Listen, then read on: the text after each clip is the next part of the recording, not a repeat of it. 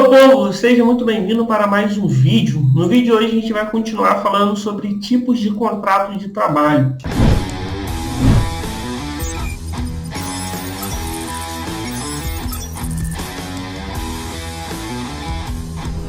Mas antes de a gente começar esse vídeo, vou te pedir aquelas 3 coisinhas de sempre. Se inscreva e clique no sininho para você ser notificado toda vez que tiver vídeo novo. Dê like para o YouTube para me entender que foi um vídeo legal. E por último, compartilha. Vamos fazer esse vídeo aqui chegar a muito mais pessoas, ok? Conto com você aí para isso. Vamos ao primeiro tipo de contrato que a gente vai ver hoje. É o contrato de trabalho parcial.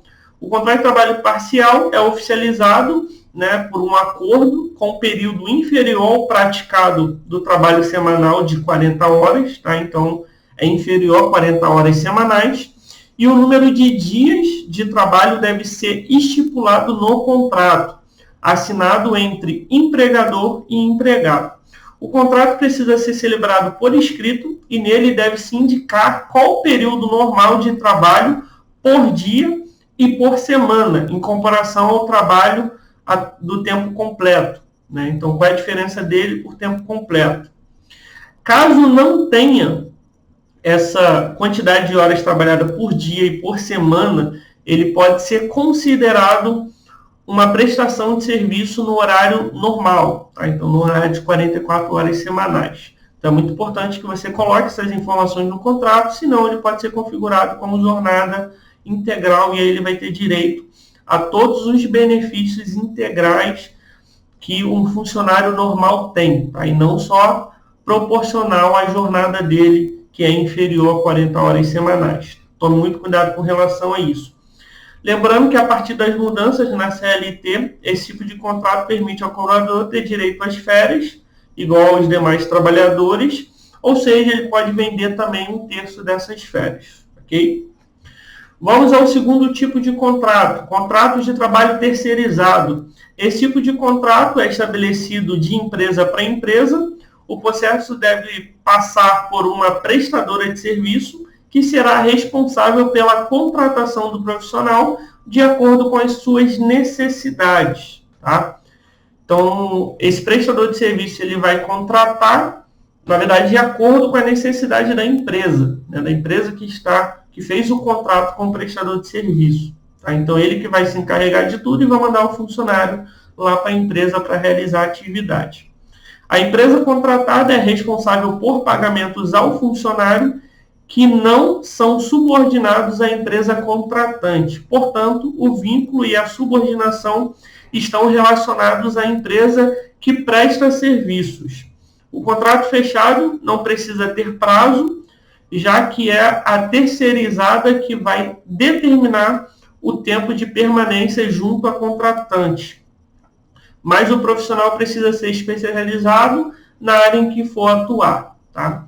A contratação dessa mão de obra deve, portanto, ser feita somente para a atividade meio dentro da empresa contratada. Se for realizado de uma outra forma, o contrato pode ser considerado irregular e gerar problemas jurídicos para a empresa. Tá? Então, tome muito cuidado com relação a isso. Tem até algumas medidas que mudam um pouco isso, que descaracteriza, mas é sempre bom você ficar antenado aí com relação a isso, Vamos ao próximo tipo de contrato de trabalho, contrato de trabalho de autônomo. O contrato de trabalho autônomo não gera nenhum vínculo empregatício com a empresa, ou seja, é apenas uma prestação de serviço, pode ser realizado de forma não contínua, apenas eventualmente. Neste tipo de contrato, o trabalhador autônomo pode prestar serviços de qualquer natureza para o tomador de serviço e afasta a qualidade de empregado. Não havendo subordinação jurídica, portanto, no contrato não pode constar exclusividade. Esse tipo de profissional não possui empresa aberta, por isso seu pagamento deve ser feito por RPA, que é Recibo de Pagamento Autônomo, um documento simples elaborado no ato do pagamento. O autônomo não tem direitos trabalhistas, mas pode contribuir de forma individual para o INSS. Isso lhe dará o direito ao auxílio-doença, auxílio-reclusão, salário maternidade, pensão em caso de morte e aposentadoria por idade, invalidez ou tempo de contribuição. Tá? Então, esse é o contrato de trabalho autônomo. Vamos falar agora sobre o contrato de trabalho de estágio, né, do estagiário, regulamentado conforme a Lei 11.788 de 2008. O trabalho do estagiário tem o objetivo de aprimorar o que está sendo aplicado em sala de aula e gera vínculo entre contratante e contratado, apesar de não ser considerado pela lei uma relação jurídica de emprego. Tá? Tem vínculo, mas não vínculo empregatício. Tá? No fechamento do contrato é determinada a quantidade de horas e dias trabalhados, porém a empresa precisa fazer um planejamento mensal para informar o aluno que está aprendendo, pois este documento deve ser enviado à instituição de ensino onde o aluno está estudando. E o estudante não pode ultrapassar mais de 30 horas semanais de trabalho. No caso que o estágio alcançar mais de 1 ano de prestação de serviço, o aluno tem direito aos 30 dias de férias que devem ser gozados preferencialmente no seu período de férias escolares. Lembrando que essas férias do estagiário é um recesso remunerado, tá? Então não tem pagamento de 1/3. Ele só recebe o valor da bolsa auxílio dele ali normal, ok? E esse vínculo que ele tem não é vínculo empregatício, não confunda, tá? Então ele não tem direito a benefícios e todos os direitos trabalhistas que qualquer outro funcionário tem, beleza? Vamos falar agora de contrato de trabalho trainee.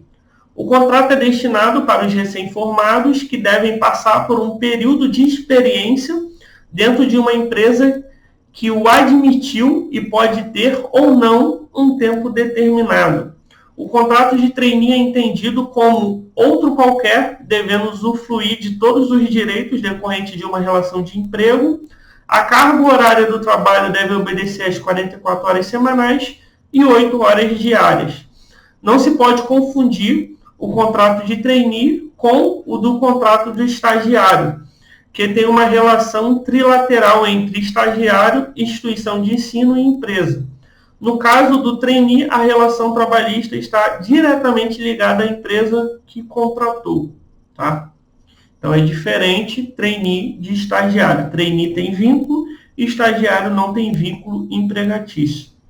Vamos falar agora do nosso último tipo de contrato, o contrato de aprendizagem. Segundo o artigo 402 da CLT, considera-se menor para efeitos de aprendiz o trabalhador de 14 a 24 anos.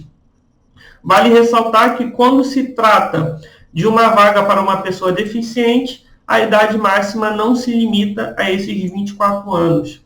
Além disso, é proibido que o jovem trabalhe em locais que prejudiquem a sua formação física, psíquica, moral e também em horários que impossibilitem dele frequentar a escola. A lei determina que a jornada de trabalho do menor aprendiz não ultrapasse as 6 horas diárias, que resultam em 30 horas semanais.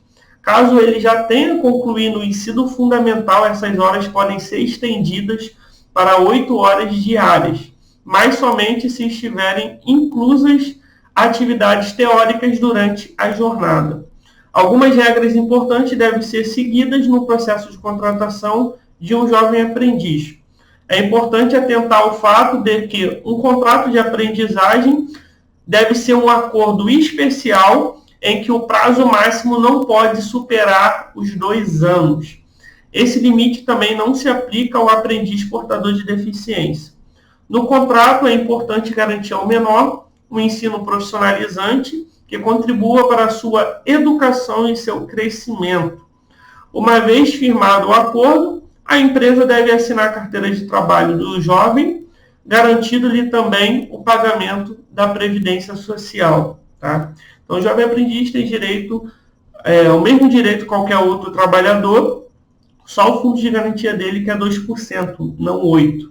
Tá?